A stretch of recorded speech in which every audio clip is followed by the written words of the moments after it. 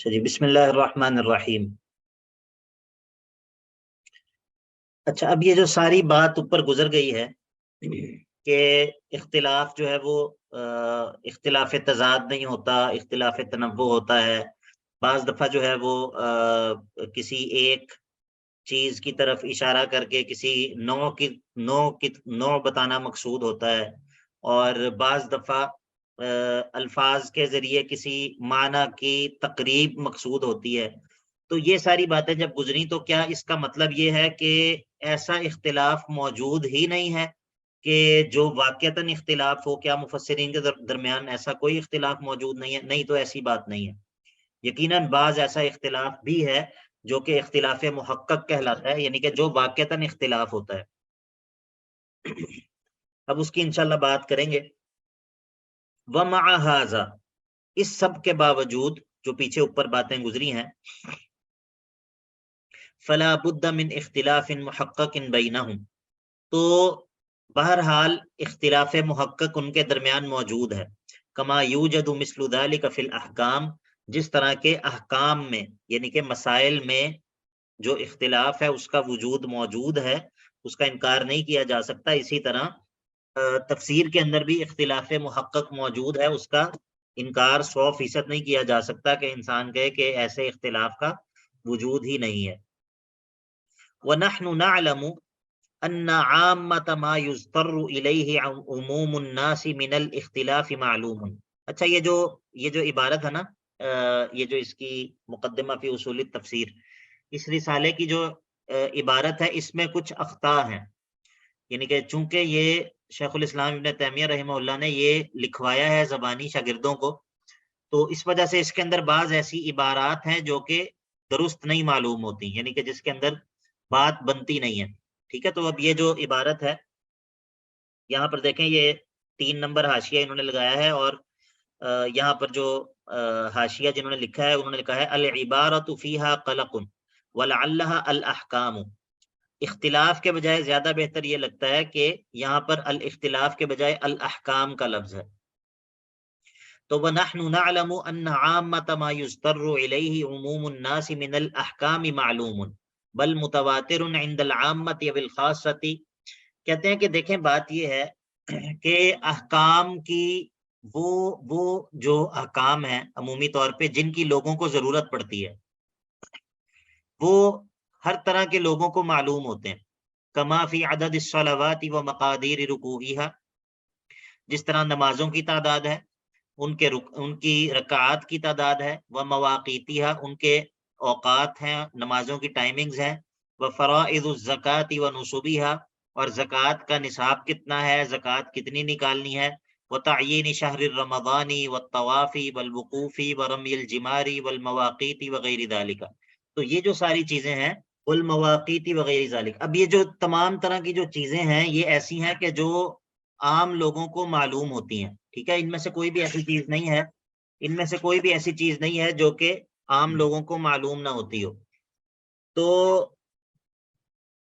ثم ان اختلاف الصحابۃ فی الجد والاخوۃ وفی المشرکۃ ونحو ذلک لا یوجب ریبا فی جمہور مسائل الفرائض بل فیما یحتاج الیہ عامۃ الناس وهو عمود النسب من الآباء والابناء والکلالۃ من الاخوۃ والاخوات ومن نسائهم کالازواج۔ کہتے ہیں کہ دیکھیں، بات یہ ہے کہ صحابہ کا اختلاف، اب انہوں نے وراثت کے ایک مسئلے کی مثال دی ہے، وہ ایسا مسئلہ ہے کہ جس میں خود صحابہ کے درمیان اختلاف ہوا ہے۔ اب وہ مسئلہ کیا ہے؟ وہ مسئلہ یہ ہے کہ اگر میت کا دادا اور میت کے بھائی موجود ہوں، ٹھیک ہے، تو میت کی جو وراثت ہے اس کی تقسیم کا طریقہ کار کیا ہوگا؟ اب یہ ایک ایسا مسئلہ ہے کہ جس میں صحابہ کا اختلاف ہوا ہے، لیکن کیا اس سے باقی جتنے مسائل جو وراثت کے مسائل ہیں ان کے بارے میں ہم شک کر سکتے ہیں؟ صرف اس وجہ سے کہ چونکہ وراثت کے اس خاص مسئلے میں صحابہ کا اختلاف ہوا ہے تو ہم جو ہے وہ یہ کہیں کہ ہمیں وراثت کے باقی تمام مسائل کے اندر جو ہے وہ شک پیدا ہو گیا؟ نہیں، ایسا نہیں ہے، بلکہ جو وراثت کے دیگر مسائل ہیں جس میں آبا کی، والدین کی وراثت ہے، بیٹوں کی وراثت ہے، کلالہ کا مسئلہ ہے بہنوں بھائیوں میں سے، اور بیویوں کا اور شوہروں کا مسئلہ ہے، تو کہتے ہیں کہ فَإِنَّ اللَّهَ أَنزَلَ فِي الْفَرَائِضِ 3 آیات مفصلۃ، اللہ تعالیٰ نے نازل کی ہیں وراثت کے بارے میں. یہاں پر فرائض سے مراد اردو والے فرائض نہیں ہیں جو نماز کے فرائض ہوتے ہیں، ادھر فرائض سے مراد کیا ہے؟ علم الوراثت ہے. تو اللہ تعالیٰ نے وراثت کے بارے میں 3 مفصل آیات نازل کی ہیں. کون سی صورت میں نازل کی ہیں یہ؟ کہاں پر ہیں سورۃ یہ؟ نساء. سورہ نساء میں. شاباش. کس نے بتایا یہ؟ ہبہ طارق. جی سر. جی سر. بارک اللہ فیکم. تو یہ سورہ نساء ہم نے پڑھی تھی اپنے پچھلے سیمسٹر میں، میرا خیال ہے ہم نے پڑھی تھی سورۃ النساء. ٹھیک ہے، تو کون سی سورہ نساء میں کہاں پر ہیں وہ آیات؟ 3 آیات کہاں پر ہیں؟ 11 12 اور سر شروع میں ہی ہے. ہاں 11 12 اور آخری کون سی ہے؟ 176. شاباش، بارک اللہ فیکم. دو جو آیات ہیں وہ شروع میں ہی ہیں، اور ایک جو ہے وہ سورہ نساء کی آخری آیت ہے. ٹھیک ہے، تو فَإِنَّ اللَّهَ أَنزَلَ فِي الْفَرَائِضِ 3 آیات مفصلۃ، 3 تفصیلی آیات اللہ تعالیٰ نے فرائض کے مسئلے میں نازل کی ہیں. ذکر فی الأولى الأصول والفروع، اور پہلی آیت میں اصول اور فروع کا تذکرہ کیا ہے. کیا مطلب ہے اس کا الأصول والفروع؟ اصول بیسک ہوتی ہے نا سر. فروع سے مراد اولاد ہے اور اصول سے مراد ماں باپ ہیں. شاباش شاباش، بارک اللہ فیکم. یہ کون ہے؟ کس نے بتایا یہ؟ سر میں قاسم. ارم. بارک اللہ فیکم، ماشاء اللہ. بہت بہت یعنی کہ خوشی ہوئی مجھے الحمدللہ، کیونکہ میں نہیں ایکسپیکٹ کر رہا تھا کہ شاید کوئی بتا سکے. تو یہاں پر الاصول والفروع سے مراد کیا ہے؟ میت کے اصول اس کے والدین، اور میت کی فروع اس کی اولاد. تو پہلی جو آیت ہے وراثت کے مسئلے میں، یوصیکم اللہ فی اولادکم للذکر مثل حظ الانثیین. ٹھیک ہے، اس میں اولاد کی اور والدین کی وراثت کا تذکرہ کیا ہے. کہاں گیا؟ ہاں، وذکر فی الثانیۃ الحاشیہ. الحاشیہ، ادھر الحاشیہ سے کیا مراد ہے؟ جو سائڈ پہ جگہ چھوڑی ہوتی ہے. ہاں، تو جو سائڈ پہ جگہ ہوتی ہے اس کو حاشیہ کہتے ہیں نا. تو یہاں پر حاشیہ سے مراد کیا ہے؟ یہاں پر حاشیہ سے مراد میاں بیوی کی وراثت ہے اور بہن بھائیوں کی وراثت ہے. ٹھیک ہے، سمجھ آ گئی آپ کو کہ میت جو ہے، میت اگر میاں ہے تو بیوی اس کی حاشیہ ہے، اگر وہ بھائی ہے تو اس کی بہنیں اور اس کے بھائی اس کا حاشیے میں آتے ہیں. ٹھیک ہے، تو یہاں پر حاشیے سے یہ مراد ہے. وَذَكَرَ، اور اللہ تعالیٰ نے ذکر کیا ہے، فِي الثَّانِيَةِ ای فِي الْآیَةِ الثَّانِیَةِ، دوسری آیت میں جو وراثت کی ہے، الحاشیہ، الحاشیہ کی وراثت، الَّتِي تَرِثُ بِالْفَرْضِ، جو کہ جو ہے وہ وارث بنتے ہیں وراثت کے. ان کو ہم کہتے ہیں اصحاب الفروض، کالزوجین وولد الام. وفی الثالثۃ الحاشیۃ الوارثہ بالتعصیب، اور تیسری جو آیت ہے اس کے اندر ذکر کیا ہے اس حاشیہ کا جو کہ وارث بنتے ہیں عصبہ کے ذریعے. وہم الاخوۃ لابوین او لاب، اور وہ کون ہے؟ جو کہ سگے بھائی ہوتے ہیں یا پھر جو باپ کی طرف سے بھائی ہوتے ہیں. ٹھیک ہے، اچھا، اب ان تمام چیزوں کا، والدین کی وراثت کا، اولاد کی وراثت کا، میاں بیوی کی وراثت کا، ماں کی طرف سے جو آپ کے بہن بھائی ہیں ان کی وراثت کا، جو باپ اور ماں دونوں کی طرف سے سگے بہن بھائی ہیں ان کی وراثت کا، جو صرف باپ کی طرف سے بہن بھائی ہیں ان کی وراثت کا، ان تمام چیزوں کا قرآن مجید نے تفصیل کے ساتھ ذکر کیا ہے. اب مسئلہ یہ ہے کہ ایسا معاملہ، ایسی صورت پیش آنا کہ جس میں میت کا دادا ہو اور میت کے بھائی ہوں، یہ ایک عمومی صورت ہے یا یہ نادر صورت ہے؟ کیا کہتے ہیں آپ لوگ؟ نادر ہے سر. نادر صورت ہے. ٹھیک ہے، تو جو صحابہ کا اختلاف اس مسئلے کے اندر ہوا ہے وہ اسی لیے ہوا ہے کہ یہ صورت ایسی ہے جو کہ اللہ کے نبی صلی اللہ علیہ وسلم کی زندگی میں پیش نہیں آئی. اللہ کے نبی صلی اللہ علیہ وسلم کی زندگی میں پیش نہیں آئی. تو جب اللہ کے نبی کی وفات کے بعد یہ صورت پیش آئی تو اس وقت پھر صحابہ کے اندر اختلاف ہوا کہ اس کے اندر درست حل اس مسئلے کا کیا نکالا جائے گا. وَإِجْتِمَاعُ الْجَدِّ وَالْإِخْوَةِ نَادِرٌ، وَإِجْتِمَاعُ الْجَدِّ وَالْإِخْوَةِ، اور جمع ہو جانا الجدی میت کے دادا کا، والإخوتی اور میت کے بھائیوں کا، نادر، یہ صورت نادر ہے، یہ کبھی کبھی ہوتا ہے. وَلِهَذَا لَمْ يَقَعْ فِي الْإِسْلَامِ إِلَّا بَعْدَ مَوْتِ النَّبِيِّ صلی اللہ علیہ وسلم، اسی لیے اللہ اسلام کے اندر یہ صورت پیش نہیں آئی مگر اللہ کے نبی صلی اللہ علیہ وسلم کی وفات کے بعد. ٹھیک ہے، اب بات کو سمجھ آئی کہ اب وراثت کے معاملے میں، وراثت کے مسئلے میں صحابہ کا اس خاص مسئلے میں اختلاف موجود ہے، اس خاص مسئلے میں اختلاف موجود ہے. لیکن کیا اس سے یہ لازم آتا ہے، کیا اس سے یہ لازم آتا ہے کہ ہم کہیں کہ وراثت کے مسائل سارے کے سارے اختلافی ہیں، یا وراثت کے مسائل میں ہمارے پاس کوئی یقینی بات نہیں ہے؟ کیا اس سے یہ لازم آتا ہے؟ نہیں سر. نہیں لازم آتا. اچھا جی، اب بتائیں گے کہ اسباب الاختلاف کیا ہیں، یہ اختلاف ہوتا کیوں ہے، اختلاف کی وجوہات کیا ہیں، اختلاف کیوں ہوتا ہے. والاختلاف قد يكون لخفاء الدلیل، اختلاف بعض دفعہ ہوتا ہے کسی دلیل کے مخفی رہ جانے کی وجہ سے.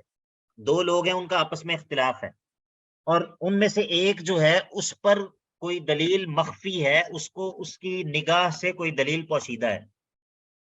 والذہول عنہ، ذہول کہتے ہیں ذہن سے نکل جانا، ذہن سے نکل جانا، بھول چوک ہو جانا. وقد یکون لعدم سماعہ، بعض دفعہ یہ ہوتا ہے کہ اس نے اس دلیل کو سنا ہی نہیں ہوتا.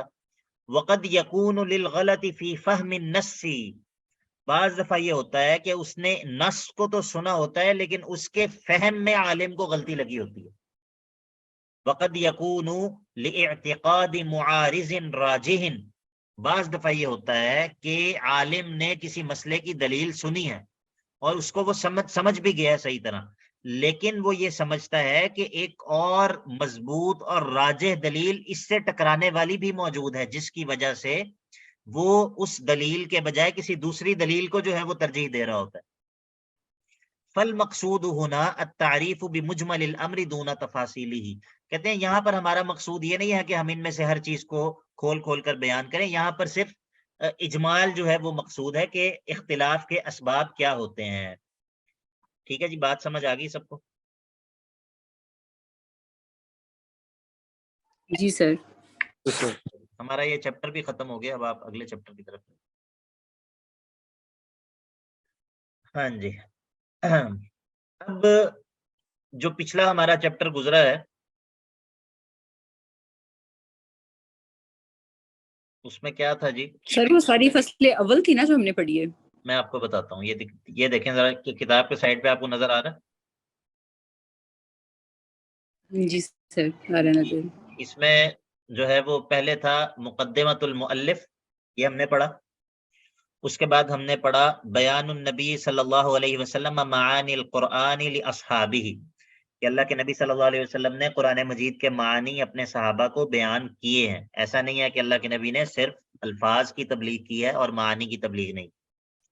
اس کے بعد جو فصل تھی وہ تھی اختلاف التنوع و اختلاف التضاد من تفسیر السلف، کہ سلف کی جو تفسیر ہے اس کے اندر اختلاف تنوع اور اختلاف تضاد کا بیان.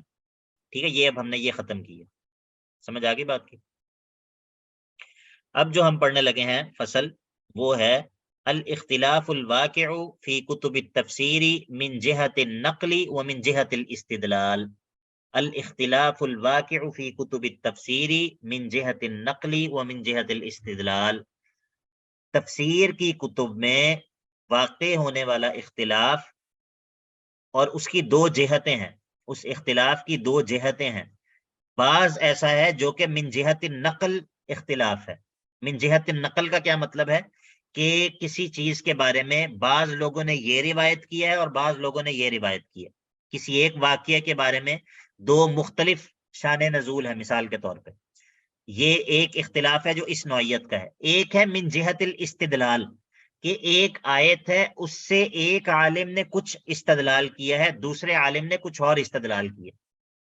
آپ کو دونوں چیزوں کا فرق سمجھ میں آ گیا؟ صحیح جی ریپیٹ سر. کر دیں ہاں جی، ریپیٹ جو کر. آپ نے. جی صحیح ریپیٹ کر دیں. آپ سوال کریں تاکہ مجھے پھر سمجھانے میں آسانی ہو. کیا اشکال کیا ہے؟ کیا صحیح، بات؟ جو جہتی نقل ہے نا یہ والی سمجھ آ گیا، جو آگے آپ نے بتایا نا وہ ریپیٹ کر دیں. دیکھیں، ایک ہوتا ہے کہ کوئی چیز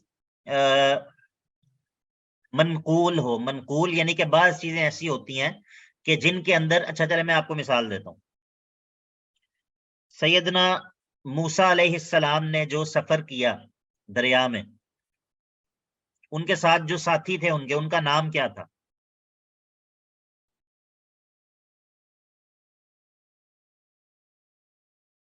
سر جو سر کاف میں ذکر ہے، جی جی سورہ کہف میں ذکر ہے. حضرت خضر تھے. خضر نام تھا ان کا. ٹھیک ہے، اب یہ نام قرآن مجید میں ذکر نہیں ہے. قرآن مجید میں یہ نام، اس نام کا ذکر نہیں ہے. ٹھیک ہے، جی سر. لیکن اللہ کے نبی صلی اللہ علیہ وسلم نے ہمیں بتایا کہ ان کا نام خضر تھا. ٹھیک ہے، جی سر. آپ مجھے یہ بتائیں کہ کیا قرآن مجید کی کسی آیت سے ہم استدلال کر کے اس نتیجے تک پہنچ سکتے ہیں؟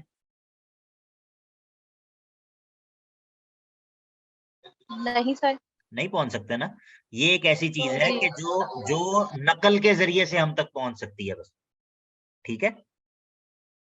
جی سر ٹھیک ہے. اچھا، ایک دوسری چیز یہ ہے کہ ہمارے سامنے قرآن مجید کی کوئی آیت آئے اور اس سے میں کوئی مسئلہ اخذ کروں، میں اس سے استدلال کروں،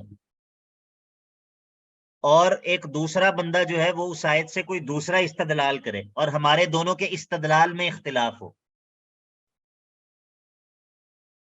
ٹھیک ہے، جی سر. تو اگر یہ جو دوسری بات میں نے بتائی ہے، یہ ہے اختلاف من جہت الاستدلال.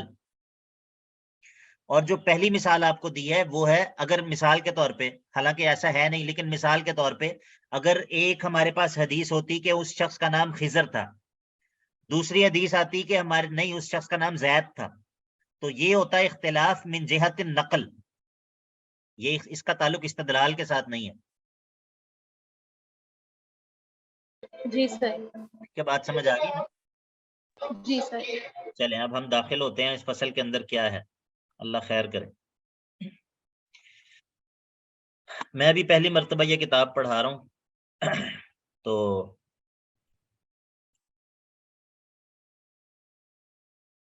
اچھا جی. فصل الاختلاف فی التفسیر علی نوعین. تفسیر کے اندر جو اختلاف ہے وہ دو قسم کا ہے. منہ، اس میں سے بعض وہ ہے کہ ما مستندہ النقل، مستندہ، اس میں سے بعض اختلاف ایسا ہے کہ جس کا اعتماد، جس کا مستند یعنی کہ جس چیز پر اس کی بنیاد ہے وہ صرف نقل ہے، وہ صرف نقل ہے. وَمِنْهُ مَا يُعْلَمُ بِغَيْرِ ذَلِكَ اِذْ العلم اما نقل مصدق و اما استدلال محقق. اچھا، اب یہ جو اختلاف ہے تفسیر میں یہ دو طرح کا ہے. بعض ایسا ہے کہ جس کی بنیاد صرف نقل پہ ہے، اور بعض ایسا ہے جو نقل کے بغیر بھی جانا جا سکتا ہے. ٹھیک ہے، یعنی کہ ایک چیز کو ہم نے کہا کہ وہ نقل ہے. وہ اب اگر اللہ کے نبی علیہ الصلوۃ والسلام ہمیں نام نہ بتاتے خضر کا، تو کیا ہم اس نام کو جان سکتے تھے؟ نہیں جان سکتے تھے. لیکن بعض چیزیں ایسی ہوتی ہیں کہ جن کو استدلال کے ذریعے جانا جا سکتا ہوتا ہے. ٹھیک ہے، تو یہ دو چیزیں ہو گئیں. اور علم جو ہے وہ انہی دو چیزوں کا نام ہے.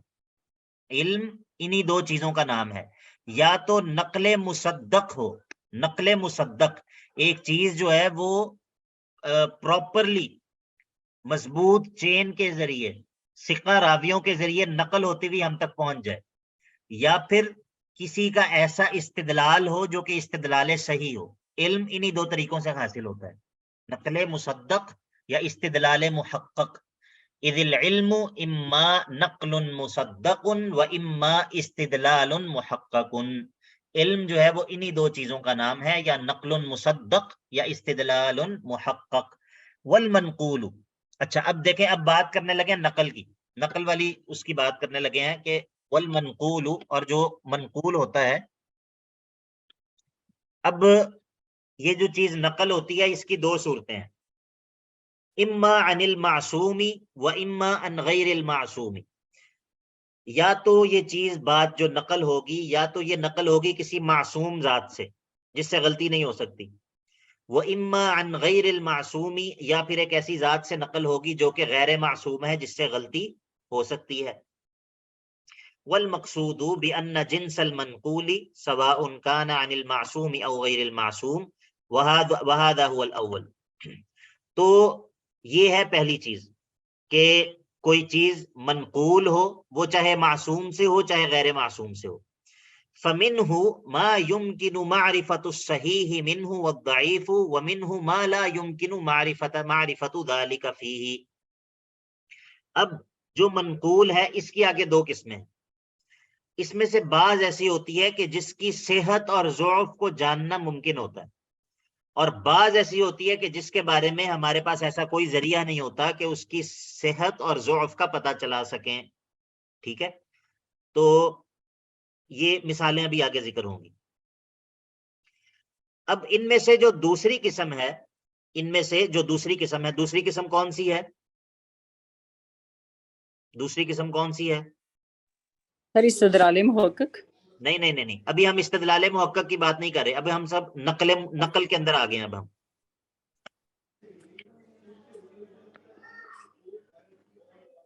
اس میں نہیں سر بتا.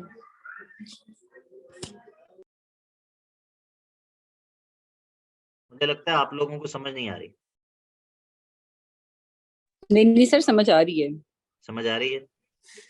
جی سر. جی سر. اچھا چلے میں آپ کو بتاتا ہوں، بنا کے بتاتا ہوں.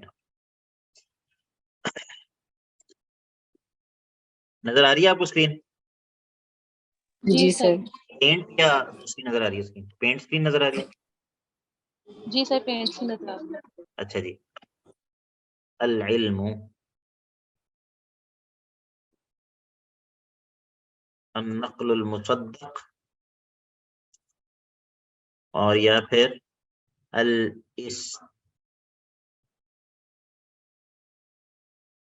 الاستدلال المحقق.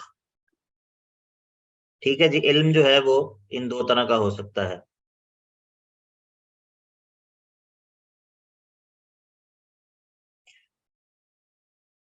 اور جو نقل مصدق ہے یہ پھر آگے دو طرح کی ہو سکتی ہے. اس کی اور جاننا ممکن ہو.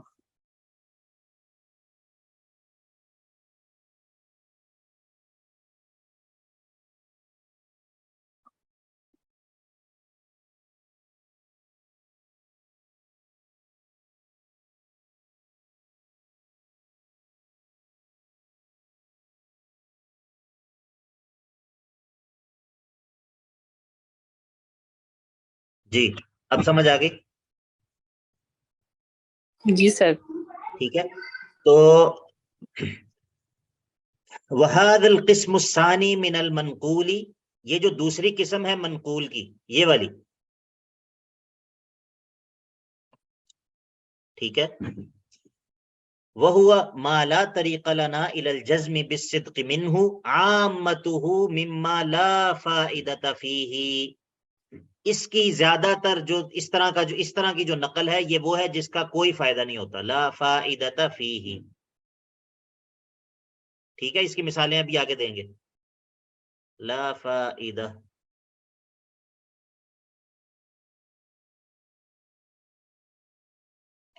اچھا جی. والکلام فیہ من فضول الکلام، اور اس کے بارے میں بات کرنا جو ہے وہ بس زائد بات ہے، اس کا کوئی فائدہ نہیں. وَأَمَّا مَا يَحْتَاجُ الْمُسْلِمُونَ إِلَى مَعْرِفَتِهِ فَإِنَّ اللَّهَ نَصَبَ عَلَى الْحَقِّ فِيهِ دَلِيلًا. لیکن رہی وہ بات کہ جس کو جاننے کی مسلمانوں کو حاجت تھی، اس کے بارے میں اللہ تعالیٰ نے اس کے اندر درست بات کو جاننے کا طریقہ جو ہے وہ باقی رکھا ہے. جس چیز کی مسلمانوں کو حاجت اور ضرورت تھی اس کے بارے میں ایسا نہیں ہے کہ اس کے بارے میں درست بات کو جاننے کا کوئی ذریعہ نہ ہو. اچھا جی. اب آگے دونوں کی مثال دیں گے. فَمِثَالُ مَا لَا يُفِيدُ وَلَا دَلِيلَ عَلَى الصَّحِيحِ مِنْهُ اخْتِلَافُهُمْ فِي لَوْنِ كَلْبِ أَصْحَابِ الْكَهْفِ وَفِي الْبَعْضِ الَّذِي ضَرَبَ بِهِ مُوسَى.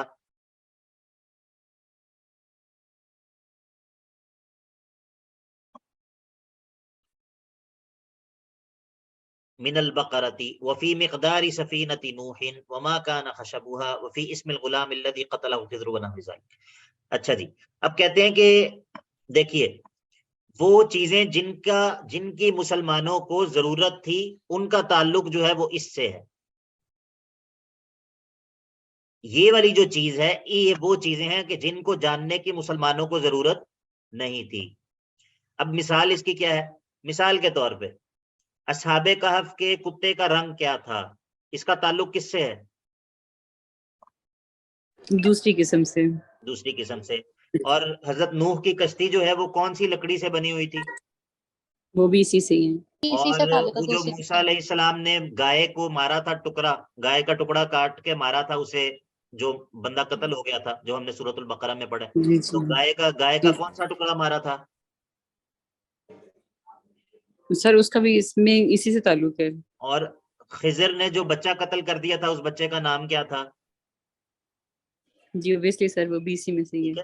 تو یہ وہ چیزیں ہیں کہ جن کو جاننے کا کوئی ذریعہ بھی نہیں ہے اور جس کا ہمیں کوئی فائدہ اور ضرورت بھی نہیں. ٹھیک ہو گیا؟ فَهَذِهِ الْأُمُورُ طَرِيقُ الْعِلْمِ بِهَا النَّقْلُ فَمَا كَانَ مِنْ هَذَا مَنْقُولًا نَقْلًا صَحِيحًا عَنِ النَّبِيِّ صلی اللہ علیہ وسلم كَاسْمِ صَاحِبِ مُوسَى أَنَّهُ الْخَضِرُ فَهَذَا مَعْلُومٌ وما لم يكن كذلك بل كان مما يؤخذ عن أهل الكتاب كالمنقول عن كعب ووهب ومحمد بن إسحاق وغيرهم ممن يأخذ عن أهل الكتاب فهذا لا يجوز تصديقه ولا تكذيبه إلا بحجة كما ثبت في الصحيح عن النبي صلى الله عليه وسلم أنه قال إذا حدثكم أهل الكتاب فلا تصدقوهم ولا تكذبوهم فإما أن يحدثوكم بحق فتكذبوه وإما أن يحدثوكم بباطل فتصدقوه. اب بات یہ ہے کہ جو اس طرح کے معاملات ہیں ان میں سے جو چیز تو ہمیں اللہ کے نبی صلی اللہ علیہ وسلم سے معلوم ہو گئی تو اس کو تو ہم بیان کریں گے. ٹھیک ہے، مثال کے طور پہ جس طرح انہوں نے مثال دی ہے کہ جو صاحب موسیٰ تھے ان کا نام خضر تھا. اب اگر اللہ کے نبی ہمیں نہ بتاتے تو ہمیں یہ بات معلوم نہ ہوتی، لیکن چونکہ اللہ کے نبی نے ہمیں یہ بات بتا دی، صحیح حدیث ہے، بخاری کے اندر قصہ موجود ہے، اللہ کے نبی نے بتایا کہ ان کا نام خضر تھا، تو ہمیں یہ بات معلوم ہو گئی. لیکن اگر کوئی بات ہمیں اللہ کے نبی سے پتہ نہ چلے، اللہ کے نبی سے ہمیں کوئی بات پتہ نہ چلے اور ہمیں یہ باتیں پہنچیں اہل کتاب سے، جس کے بارے میں ہم نے کہا تھا کہ ان کو اسرائیلیات کہتے ہیں، تو اس کے اندر قاعدہ یہ ہے کہ ہم اس کی نہ تصدیق کریں گے نہ اس کی تکذیب کریں گے. ہاں اگر ہمارے پاس اس کی تصدیق کرنے کی کوئی حجت اور دلیل موجود ہوگی تو ہم اس کی تصدیق کریں گے، اگر ہمارے پاس اس کی تکذیب کرنے کی کوئی حجت اور دلیل موجود ہوگی تو ہم اس کی تکذیب کریں. ورنہ اگر کوئی اسرائیلیات کے اندر ہمیں کوئی چیز ملتی ہے تو اس کے بارے میں ہمارا طریقہ یہ ہوگا کہ ہم نہ اس کی تصدیق کریں گے نہ اس کی تکذیب کریں گے، کیونکہ اگر ہم اس کی تصدیق کر دیں تو کیا پتہ وہ بات باطل ہو، اور اگر ہم اس کو جھٹلا دیں بالکل یا اس کو ہم کہیں کہ نہیں ہم کچھ بھی نہیں مانتے تو کیا پتہ وہ بات جو اسرائیلیات میں سے ہو، اہل کتاب سے نقل ہو کر آئی ہو، کیا پتہ وہ بات درست ہو. ٹھیک ہے، تو یہ بات انہوں نے کہی ہے. وَكَذَلِكَ مَا نُقِلَ عَنْ بَعْضِ التَّابِعِينَ وَإِنْ لَمْ يَذْكُرْ أَنَّهُ أَخَذَهُ عَنْ أَهْلِ الْكِتَابِ فَمَتَى اخْتَلَفَ التَّابِعُونَ لَمْ يَكُنْ بَعْضُ أَقْوَالِهِمْ حُجَّةً عَلَى بَعْضٍ وَمَا نُقِلَ فِي ذَلِكَ عَنْ بَعْضِ الصَّحَابَةِ نَقْلًا صَحِيحًا فَالنَّفْسُ إِلَيْهِ أَسْكَنُ مِمَّا نُقِلَ عَنْ بَعْضِ التَّابِعِينَ لِأَنَّ الْاحْتِمَالَ أَنْ يَكُونَ. اچھا جی، یہ آگے یہ کہہ رہے ہیں کہ جو اس قسم کی باتیں ہیں اس کے اندر پہلی قسم تو وہ ہے جو اللہ کے نبی صلی اللہ علیہ وسلم سے نقل ہو کر ہمارے پاس آ جائے، اس کی ہم تو تصدیق کریں گے. اگر ہمیں تابعین سے یا تبع تابعین سے کوئی اقوال ملتے ہیں اس قسم کی چیزوں کے بارے میں، کس سے ملتے ہیں ہمیں اقوال؟ تابعین سے یا تبع تابعین سے، تو اس کے اندر ہم رک جائیں گے. کیوں؟ کیونکہ ہمارے پاس یہ احتمال موجود ہے کہ یہ تابعین نے لیا ہو ان چیزوں کو اہل کتاب سے، اور خاص طور پہ تب جب تابعین کا اس مسئلے کے بارے میں اختلاف بھی موجود ہو، اس وقت ہم توقف کریں گے، ہم رک جائیں گے. لیکن اگر صحابہ سے اس مسئلے کے بارے میں کوئی چیز منقول ہوگی تو بہت زیادہ احتمال اس چیز کا ہے کہ انہوں نے اللہ کے نبی علیہ السلام سے اس بات کو سنا ہو. کنفیوز تو نہیں ہو گئے آپ لوگ سارے؟ نو سر. سمجھ آ رہی ہے سب کو؟ سر آ رہی ہے. اچھا جی، ہائے ہائے۔ اچھا جی، آگے کیا ہے؟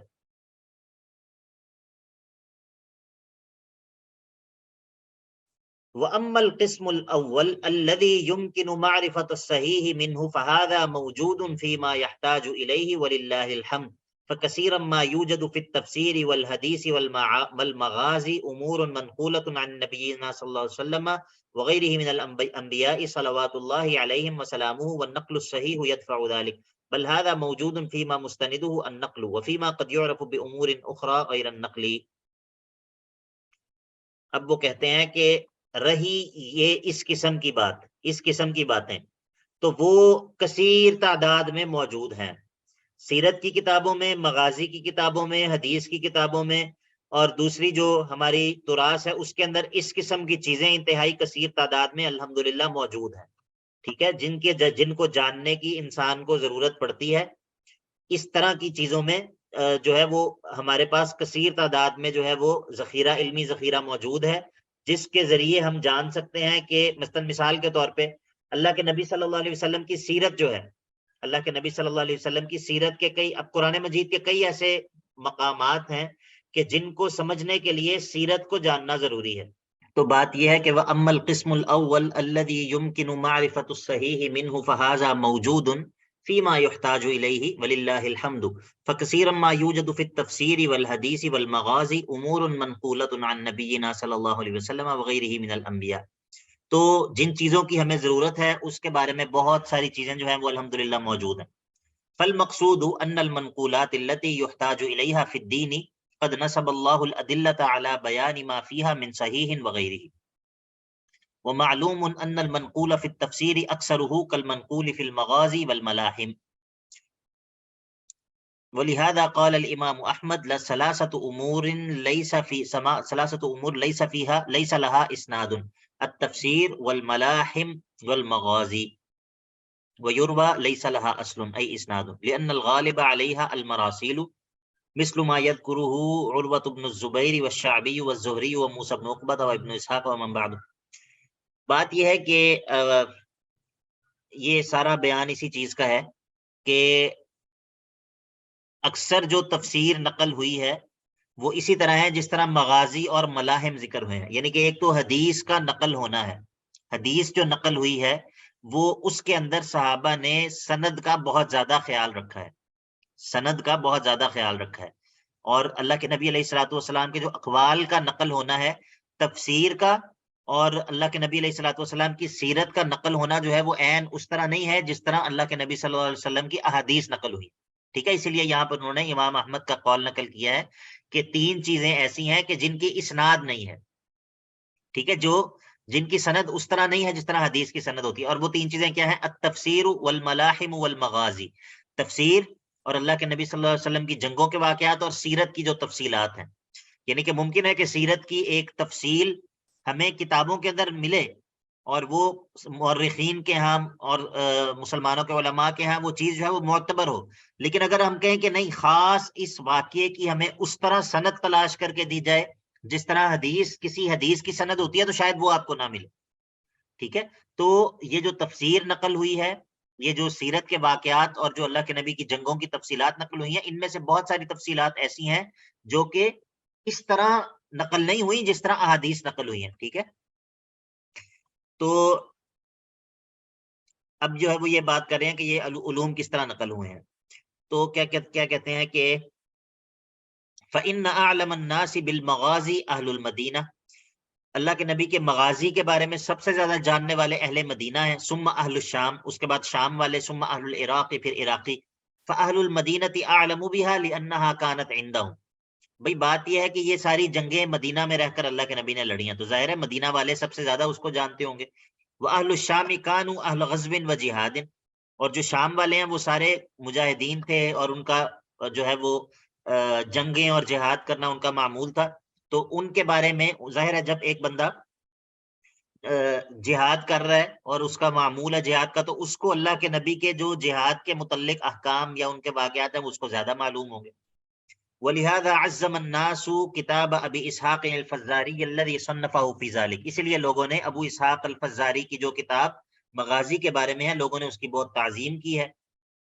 وَجَعَلُوا الْأَوْزَاعِيَّ أَعْلَمَ بِهَذَا الْبَابِ مِنْ غَيْرِهِ مِنْ عُلَمَاءِ الْأَمْصَارِ، تو باقی جتنے بھی علاقوں کے علماء ہیں ان سب میں سب سے زیادہ اللہ کے نبی کے جنگی اور جہادی واقعات کے بارے میں لوگوں نے کہا کہ اوزاعی جو ہیں وہ ان تمام چیزوں کا سب سے زیادہ علم رکھتے ہیں. وَأَمَّا التَّفْسِيرُ فَإِنَّ أَعْلَمَ النَّاسِ بِهِ أَهْلُ مَكَّةَ، تفسیر کے بارے میں لوگ جو سب سے زیادہ جاننے والے ہیں وہ اہل مکہ ہیں. لِأَنَّهُمْ أَصْحَابُ عبداللہ ابن عباس، کیونکہ یہ لوگ عبداللہ بن عباس کے ساتھی تھے، عبداللہ بن عباس کے شاگرد تھے سارے. كَمُجَاهِدٍ وَعَطَاء ابن ابی رباح وَإِكْرِمَةَ مَوْلَى ابن عباس وغیرہم من اصحاب ابن عباس، یہ سارے ابن عباس کے اسٹوڈنٹس ہیں جو کہ مکہ میں تھے. كطاووس وابی الشعثاء وسعید ابن جبیر وامثالہم. وكذلك أهل الكوفة من أصحاب ابن مسعود ومن ذلك ما تميزوا به على غيرهم وعلماء أهل المدينة في التفسير مثل زيد بن أسلم الذي أخذ عنه مالك التفسير وأخذه عنه أيضا ابنه عبد الرحمن. اسی طرح اہل مدینہ جو ہیں ان میں سے تفسیر کے بارے میں زیادہ جاننے والے کون تھے؟ وہ زید بن اسلم تھے جن سے امام مالک نے تفسیر لی، اور اسی طرح زید بن اسلم کے بیٹے جو ہیں انہوں نے بھی زید بن اسلم سے جو ہے وہ تفسیر لی. والمراسیل اذا تعددت طرقها وخلت عن المواتات قصدا او الاتفاق بغیر قصد كانت صحیحة قطعا. آپ لوگوں نے اصول حدیث پڑھی ہے؟ اصول الحدیث پڑھ رہے ہیں آپ لوگ؟ جی سر پڑھی جی ہے سر. پچھلے مرسل semester میں. مرسل کس کو کہتے ہیں؟ مرسل سر جو تابعی نبی کریم صلی اللہ علیہ وسلم پہ سے ڈائریکٹ بات بتائی. ڈائریکٹ بات بتائے.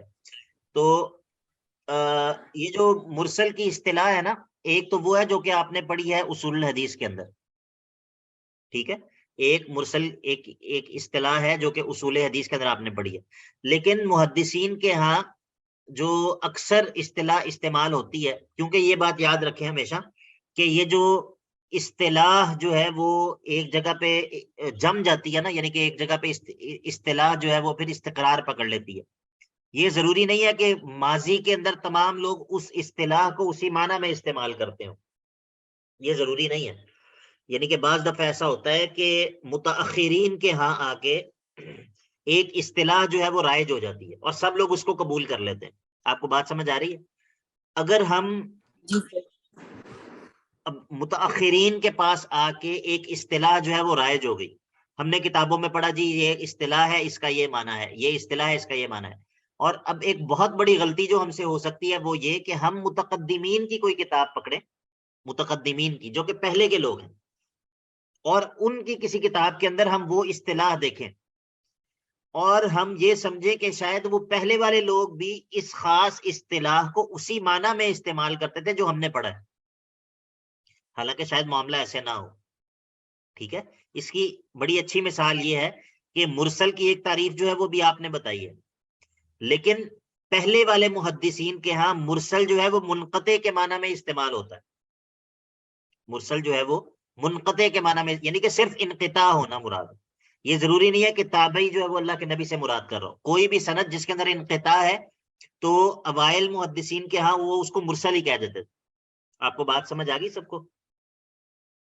جی سر.